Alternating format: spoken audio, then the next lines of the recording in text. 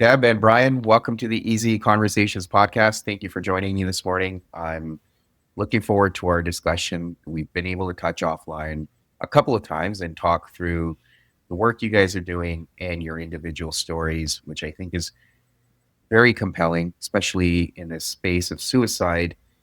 It's like we talked about, there's a huge stigma. The statistics don't lie. I think while we're having all the right conversations and we're gaining more awareness, there's still a lot of work that needs to be done. And I'm sure we will cover that ground today as well. But before we jump into our discussion, I do want to give each one of you an opportunity to introduce yourselves and share a little bit about your story and what's brought you here. So we'll go with you, Deb, first, Okay. and we'll definitely move on to Brian after and have the opportunity to hear from both of you.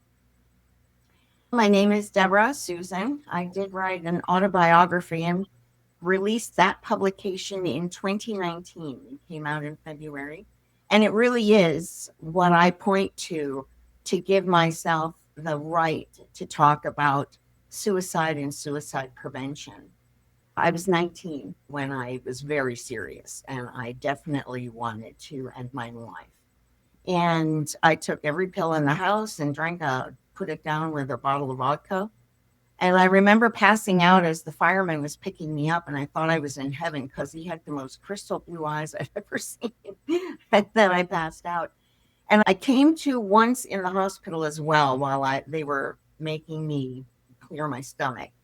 But then I passed out again, and they weren't sure if I was going to wake up. I had a very good doctor. And when I woke up, I was really angry. I did not want to be there. And in my mind, I was going to get out of there and go do it. And they knew that. And he was very good. And he gave me permission to recognize my parents as not knowing it all. And the abuse that I suffered at their hand was inappropriate. And from then on, I had to fight the temptation to commit suicide when things went wrong or I became distressed. Then it reversed itself and I just had to fight so hard. And I can talk more about that later if you like, but that is what brings me to wanting to reach out and teach people at a young age how to recognize really sad feelings and how to deal with them. And that to me is the ultimate prevention to suicide.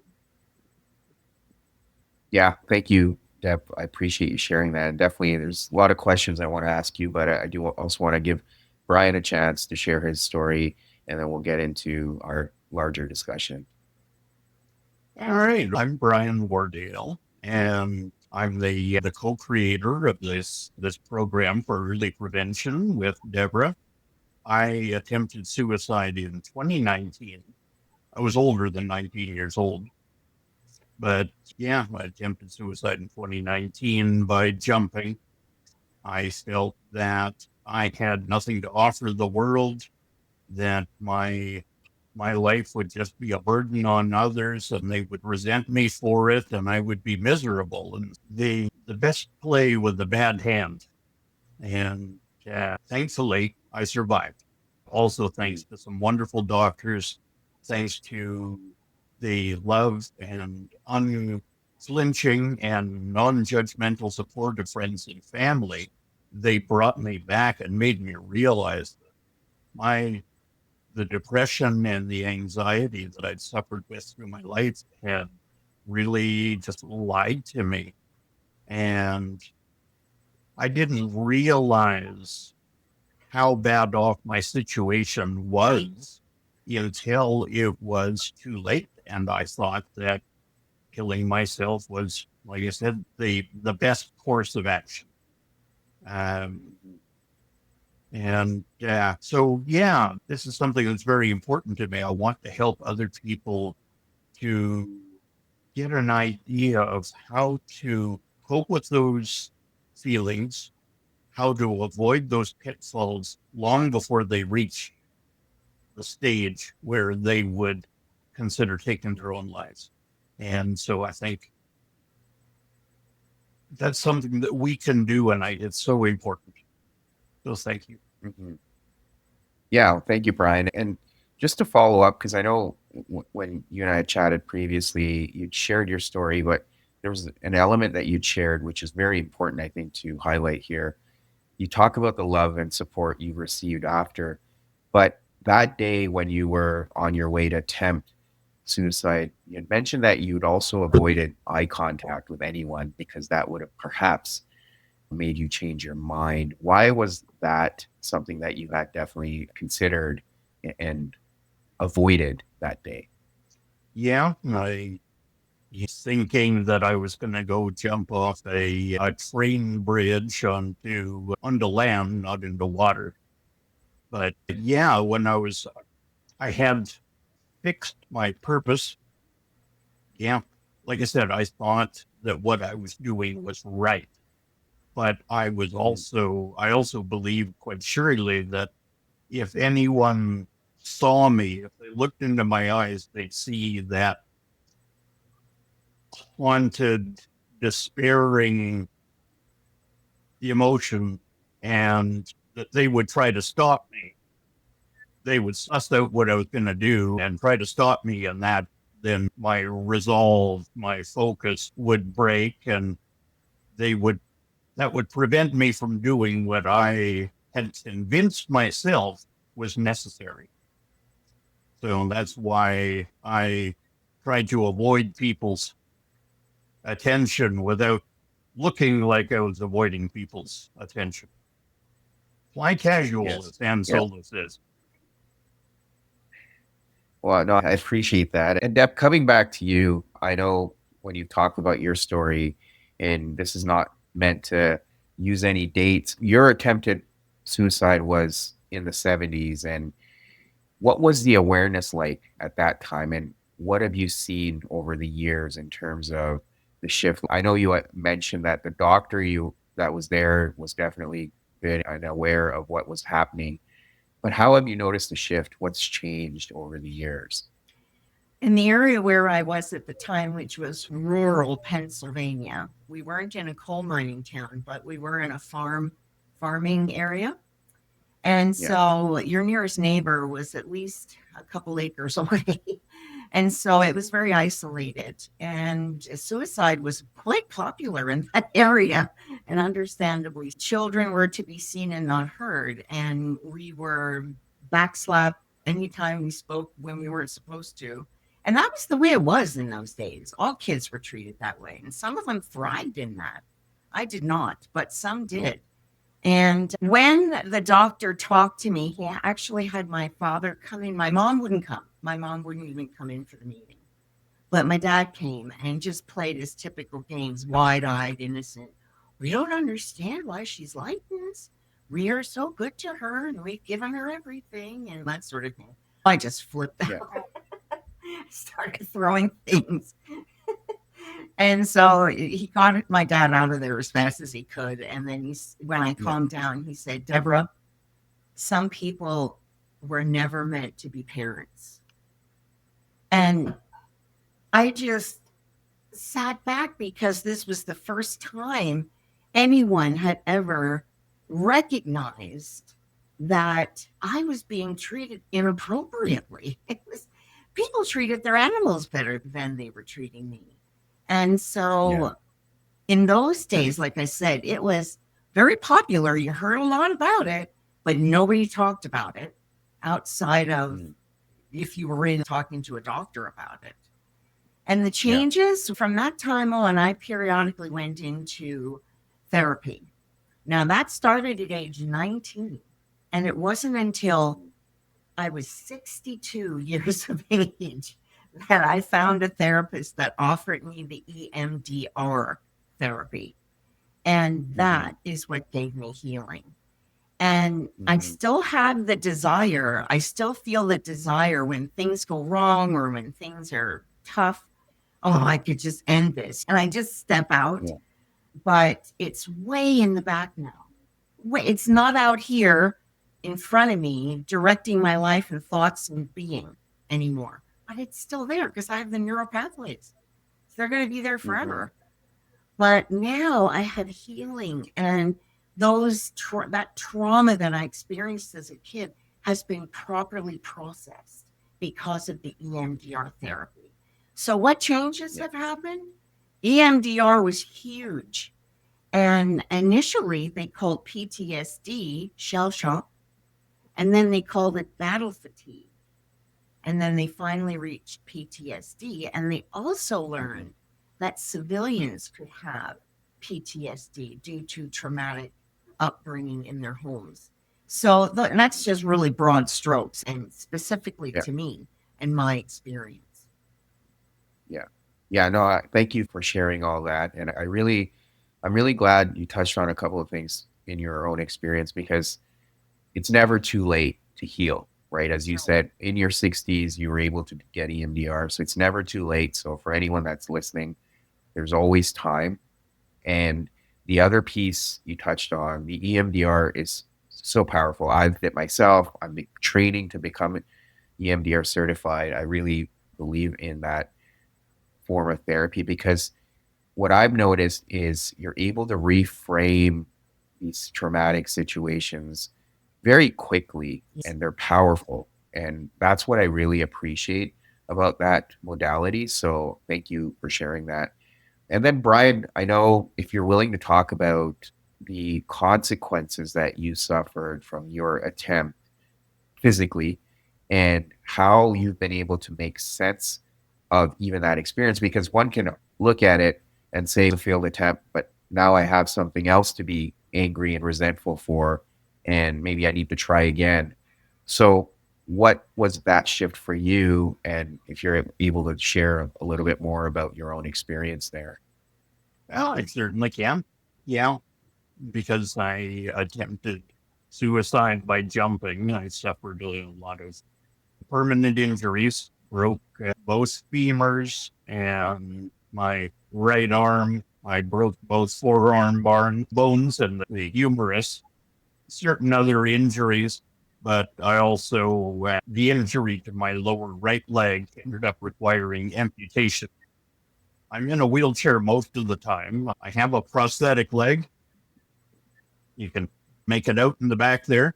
Still working on using it, just because my other leg, the natural intact leg, is still weak, and I have issues with my knee there that I can't. So it's a challenge, but I am able to put my leg on and then get in and out of cars, and I can even go up and down short flights of stairs as long as I got some solid and really to hang on to. But yeah, it would be easy to be bitter, resentful, angry about that. But really, it really was the wonderful support of friends and family. I had been feeling that I didn't really matter all that much, that people were fond of me, but really I didn't make much of a difference in their life. But having friends and my brothers, my two older brothers, I had never been close with. And I had feared what their response would be to my suicide attempt, that they would think I was weak and selfish and so on. And they really weren't at all. They were extremely loving. We're closer than we have ever. And friends coming to visit and telling me how I made a difference in their lives, that I wasn't meaningless at all. And they would tell me these anecdotes of something that was really meant a lot to them. And boy, I hardly remembered it, because to me, didn't think that was that big a deal. That really woke me up. Also, having my face too has made a very big difference.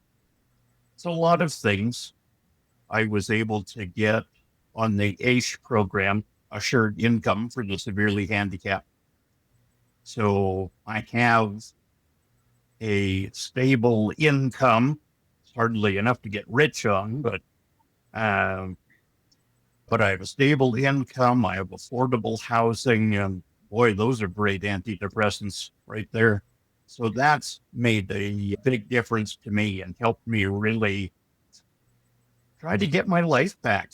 And I wanted to do something with this experience that I have and with the perspective that I've gained. And when I met Deborah and we talked about our shared experience and our shared desire to help other people avoid the depths to which we found ourselves, that's been something else that's given me purpose and made me feel like I had something valuable to give. For that, I'm tremendously grateful to Deborah, and I'm tremendously grateful for my life. Mhm. Yeah, and that's powerful. And maybe this is a good time to understand how you guys have been able to come together and what this bond has meant for both of you. And what are you guys doing with the work, in terms of the work you're doing, in terms of helping others and educating and bringing that awareness? And maybe we can get into some of those discussions around intervention versus prevention, as we've touched on previously. But yeah, what has this relationship meant for both of you? Maybe Deborah, if you'd like to first talk about it. I think Brian already touched on it a little bit. Yeah, my peer group was very aware that I was spending some time volunteering with youth at risk. And I also, the same year that I had the EMDR and the healing, I went back to school and I got my certification for healthcare aides. So I was also working with the elderly. And one of my dear friends, knew Brian's mother quite closely. And she heard that Brian had attempted suicide and she called and told me. And I found out where he was and I went to see him for the explicit purpose of working with him as a volunteer to encourage him to help others, because that makes such a difference when you've got purpose that is Yes. immediate and you can link it to what nearly took you out. Now turn that around and have that be the reason that you are living and you are helping others to stay and recognize the beauty of life and how everyone deserves life and deserves to live a good life. And I immediately related to Brian as a son. I'm in excess of 25 years older than him. So I immediately saw him as the son I never had. So there was a great deal of affection there right off the bat. But the more we work together, he's a livable guy all by himself. He just, I don't know why he ever thought, I shouldn't say I don't know why. I do understand what he went through. But he Yeah. is just, he's the wind beneath my wings now. The whole thing has reversed. He's been the one that has kept me going. And it has been challenging because I have been told to my face that I am not a healer because I am a suicide attempt person. So I need to stay in my lane and that my voice does not need to be heard because you really have nothing to offer in that area. You are not the healer, you are the patient, and I need to stay in my lane. So I had been told that when I was going through the course for suicide first aid. It's given by a company called Living Works, and it empowers the layman with basically CPR, is what it is. It's to actually, and it is intervention because they teach you how to deal with someone who is actually thinking about committing suicide. And my approach was, and I started developing this in 2016. In 2019, my book was launched and published. And then in 2020, I met Brian, and that's when we got real serious and started putting together the workbook and putting together the program where I wanted to get into working with students before they hit puberty, because Mhm. puberty is where they first start to feel negative and overwhelming feelings.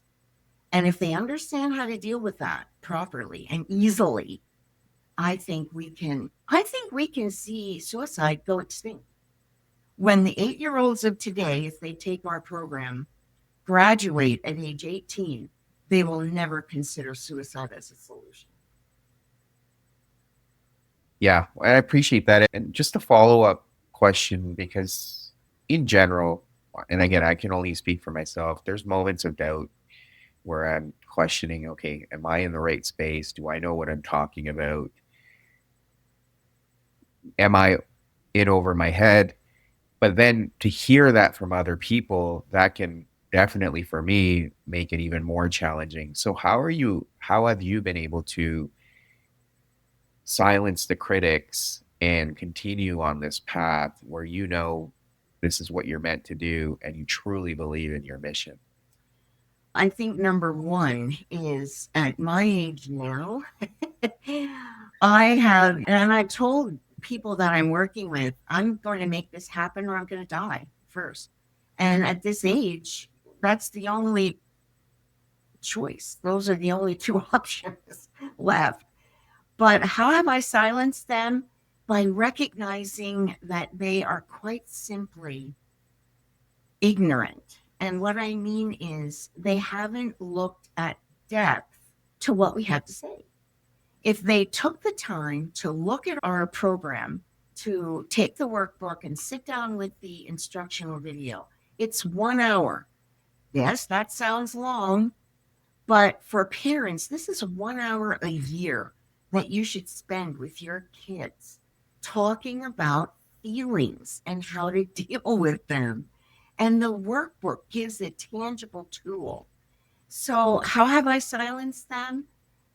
Knowing and having experienced. And again, my autobiography, I think, lends a lot of credibility to what I have to say. When you see what you name it, I've been there. You name it, I suffered it. Yeah. Other than drug addiction, I tried to become an alcoholic, but I couldn't because I kept drinking myself sober. And then I'd go right to the hangover. So I learned to go to the buzz and stop there. Yeah. So, addiction was just not in my genes, but Yeah. self-medicating, I lived on self-help books and therapy from age 19 to 62. Right. Yeah. Yeah. One, again, thank you for sharing that. And Brian, beyond the purpose, what has this relationship really enabled for you, and what does it mean to you today? Don't Not really sure what to say. Deborah is a very dear friend. She's my Christian sister, and yeah, like a mom or an older sister in a lot of ways. But yeah, a motivating force, helping to Yep. keep me going. She talks about how I'm the wind beneath her wings. She gives me be accountable to myself, even to keep me doing stuff when I might otherwise just fall into ruts and just park myself in front of the computer. But Deborah helps give me those targets to aim for. And then I help her, so she tells me, by giving her some of the motivation, cheerleading, the moral support, because she is the business mind. I have Yeah. no experience in business. So she handles that stuff where I would just be lost and stop doing anything. So I can focus on the soft stuff of the thoughts and feelings and motivation and feedback, good looks. Spelling. Oh yeah, there is also spelling, syntax, and sometimes. Yeah. Yeah. It's Sounds like there was you guys. the issue of hamsters, which never spelled with a P, hamsters. And I was like, I thought Yeah. yeah, exactly. That's a special Leveraging breed. each other's strengths. Yeah. Yeah. No, that's great. Now, let's maybe talk about some of the details of this program and what it's all about. But one of the things I do wanted to expand on was intervention versus prevention. I know Deborah, you were sharing that earlier. Are you able to talk about that a little bit and try to help enlighten us so we can also understand, by we, I mean myself and the audience, around what is the difference between the two and where can people put their focus when it comes to the prevention side? Yeah. As I was mentioning, intervention is what the Living Works teach. They have a fantastic program. You go online and you are actually interacting with a character in a video who is contemplating suicide. And you talk to them and try to keep them safe for that day, just that one day. And it fits so beautifully with Brian and I because we have the slogan, wait one more day. I end my book with that, wait one more day. When you're feeling the worst, when it's the darkest, I would write out everything I was going to do. I would write out how I was going to commit suicide. I'd write all my goodbye letters, put it in an envelope, leave it on the kitchen table, and go sleep. Because until I wrote it down, it was all in my head and I couldn't sleep. So that perpetuates. When you lose sleep, you get weaker, and it just went on and on. Intervention is getting someone while they're standing at the bridge, was one of the things they did in the class, where we literally went up and saw someone standing on a bridge and we talked them down and get them to wait and to put off this at least one more day. Prevention is the same as what we do when we want to prevent a disease. We get our children immunized, we get them shots when they're quite young for diseases that we don't even see anymore that often. Red measles just broke out again somewhere because people weren't getting their immunizations. But prevention has to come long before the thoughts or the temptation or the, like Brian, the conviction that this is what I need to do. And the prevention that we're providing is we're teaching what we call the 5 stages of intellectual development, because ultimately suicide is a decision. So we want to train the brain how to deal with sad, especially the saddest feeling, and that's hopelessness. That's the saddest feeling you could ever have. And we're going to talk to these students about this long before they would ever experience it. We start out the first 2 stages of infant, crawling, to toddler, and then we go to teen. So in the first 2 stages, hopelessness would never appear.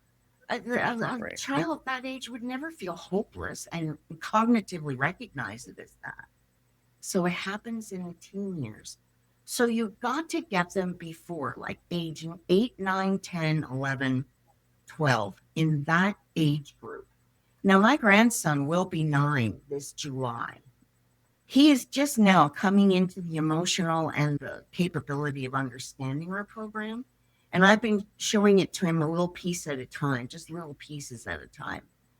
And because it's on video, you can own it and you can do that. You can go as much as you want, as little as you want. That's the idea. But that is the difference between intervention and prevention.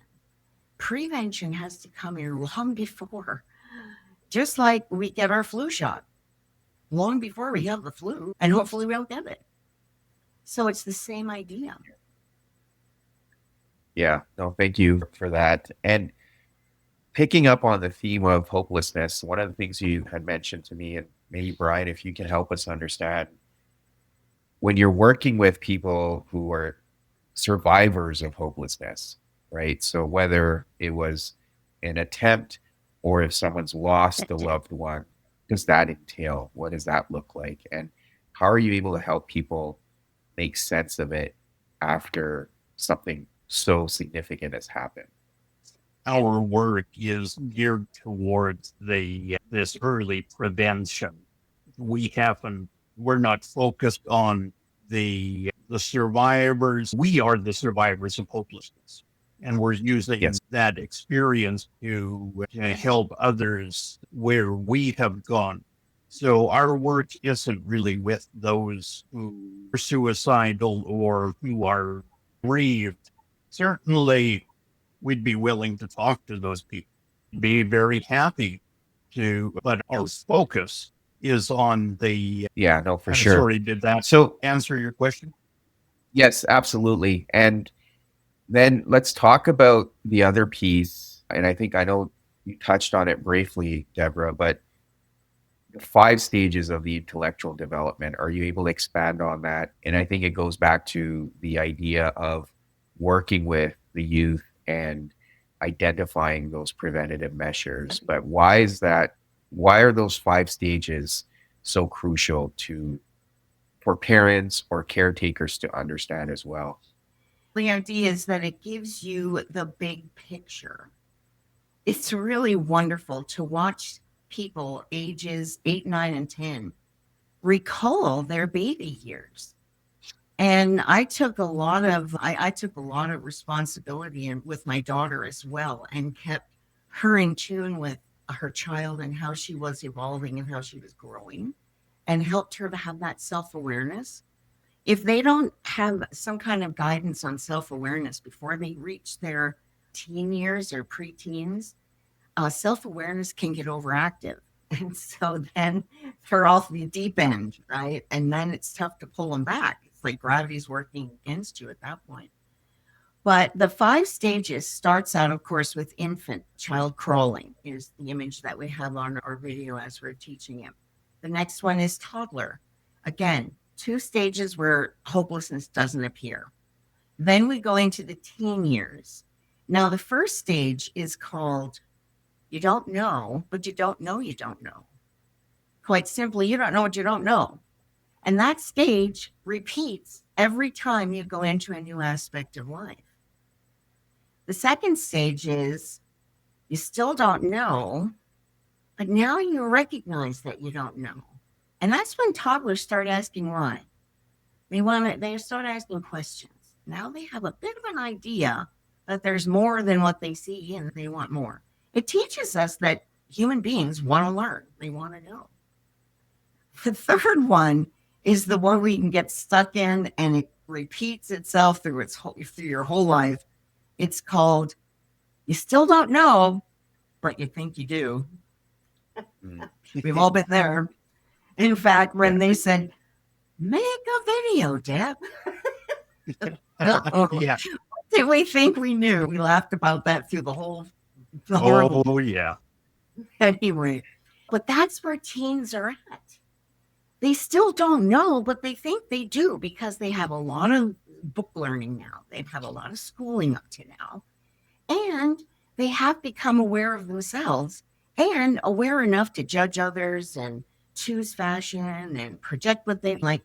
They're being asked to decide what they want to be when they graduate. They have to choose an academic direction at this point in their life. So, of course, the choices for alcohol and smoking and sexual behavior, all that stuff comes in at this age, all those choices. So that's a very important stage. We spend more time in our video on that than any other stage. The next one is now, but you don't realize you do. And this is where you're working from instinct, you're working from automatic.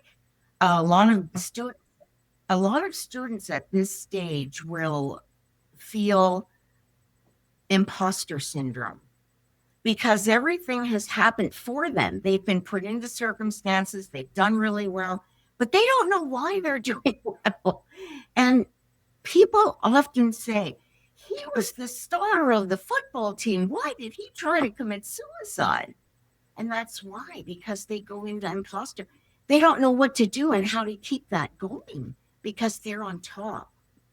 And then, of course, your final stage is, and when it comes to certain things, a surgeon, for example, once he has the experience, years of experience behind all the training that he got, now he knows and he knows, and he can teach someone else how to be as good as he is. And it's the same thing with those of us who have mastered hopelessness.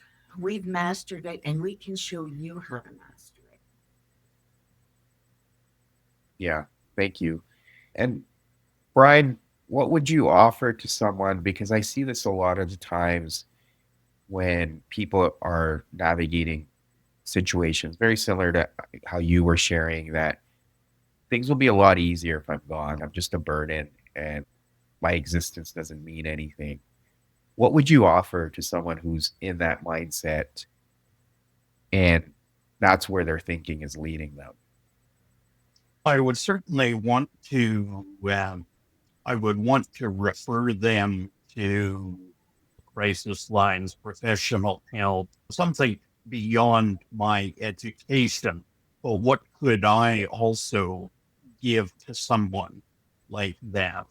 Understanding from being there, I can certainly empathize with the challenges they face.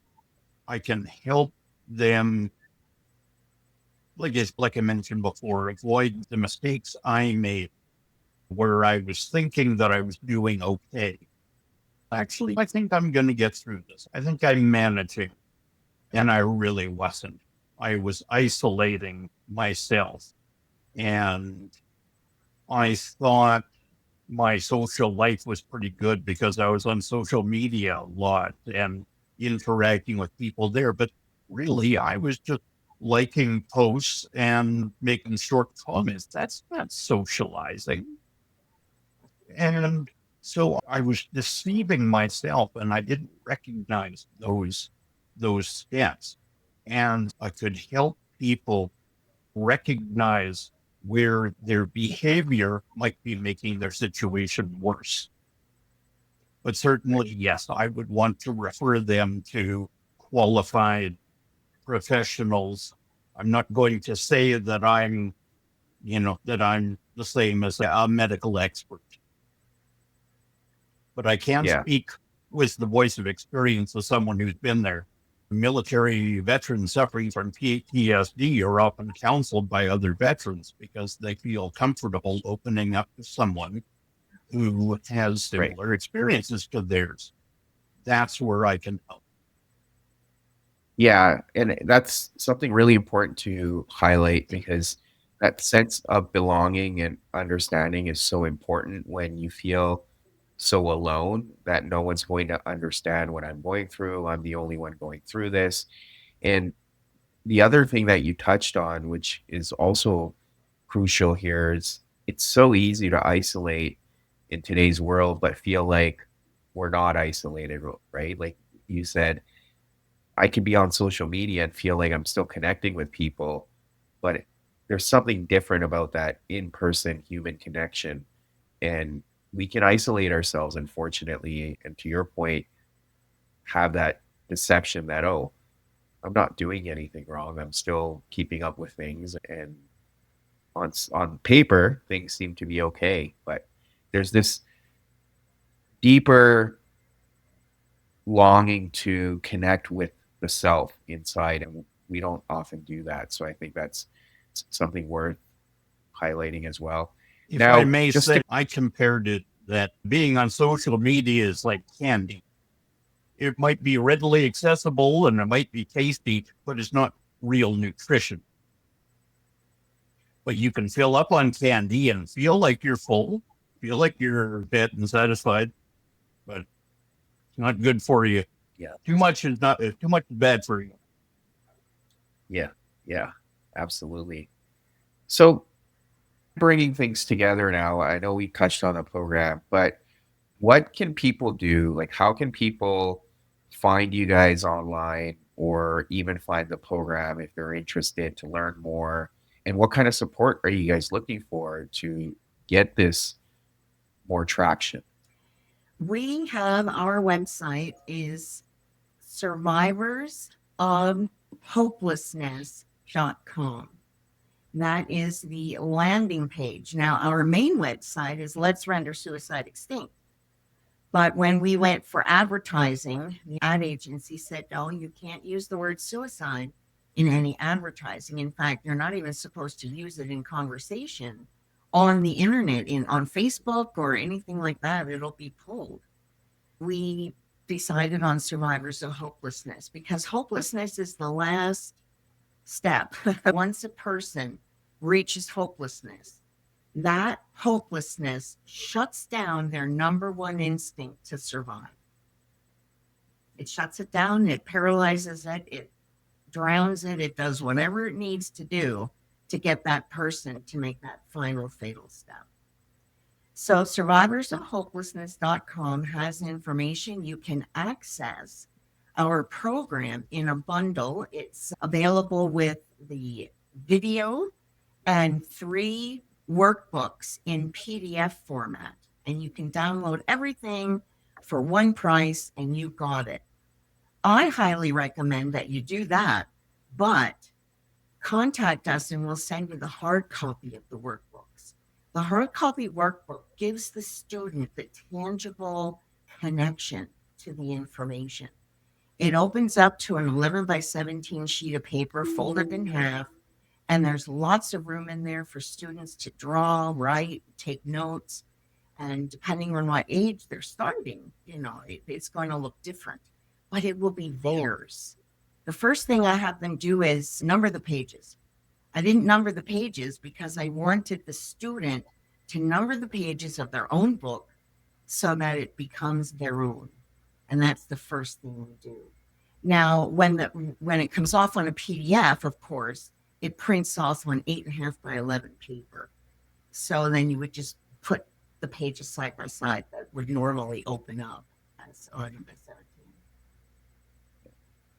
Yeah, thank you for that. And it's interesting that you said if one were to use the word suicide, it would get flagged, Yeah. which to me, based on how I interpret that, is there's still so much stigma Yes. around that word. Yes. And it's still unfortunate that we can't have these open dialogues and talk about this because, to your point, it is based on hopelessness. And if we don't talk about it, then we're not really getting to the root of what the issue is. And people are more likely to talk about hopelessness. They're not quite as put off by that word. So that kind of helps to bridge the gap a little bit. But still, you can feel the walls. You can feel the walls. I went to a number of different networking groups online, and I was at one of them. And the one fellow who was actually hosting this was still on camera, and he didn't notice he was still on camera when I started to introduce myself, which I had just been called upon to do. And when I said survivors of hopelessness, we work with suicide prevention, he went like this. He literally recoiled and made that face. And of course, I saw him because he was still on camera. And I went, this is what we're facing. This is the way it is. But I'm not going to stop. I'm going to keep going. I have nothing else to do. I have nowhere else to go. So here I am. Yeah. Thank you, both of you, Deborah and Brian, for not only coming on here, but also vulnerably sharing your stories. I know that is part of the mission, but I still appreciate it. And I'm sure the listeners will too. And thank you for all the work you guys are doing and the focus that you have and the mission you've taken on. So very much appreciated.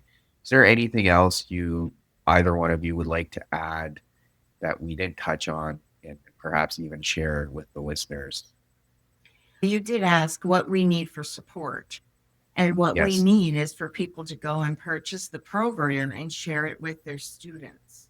When you purchase the program, 85% of the proceeds are donated back to the organizations that work directly with suicide intervention and prevention. There is a group we're going to be working with in Florida called Teen Suicide Prevention Society. And they are the nonprofit end. We are not a nonprofit. I did not want to go through those hoops and over those hurdles. But they already have that. So when we collaborate, we will be able to provide a tax receipt to people who just want to support the program and may not necessarily feel they need to have the actual video and workbooks. Yeah, we'd appreciate it. We're not just selling a product. We're inviting you to join this community and to support this cause. Let's help render suicide extinct. Let's teach the children of today how to manage those feelings and how to recognize those harmful behaviors or recognize the danger signs, the red flags in those around them. They could be little superheroes helping pull their friends out of danger before it happens. That is something that is so valuable. Let's help save some lives, please. Boots on the ground. Yes. That's what we call our Boots on the ground. superheroes. They're boots on the ground. They're right there with the students that need the intervention. And they have had the prevention training so they can recognize it. So kids Yes. helping kids. It works well. Absolutely. Thank you again to both of you. Very much appreciated. And yeah, we'll continue to have this dialogue and hopefully keep supporting everyone in this space. Thank you so much. Oh, thank you, Furkhan. Been a pleasure. Yes, very much.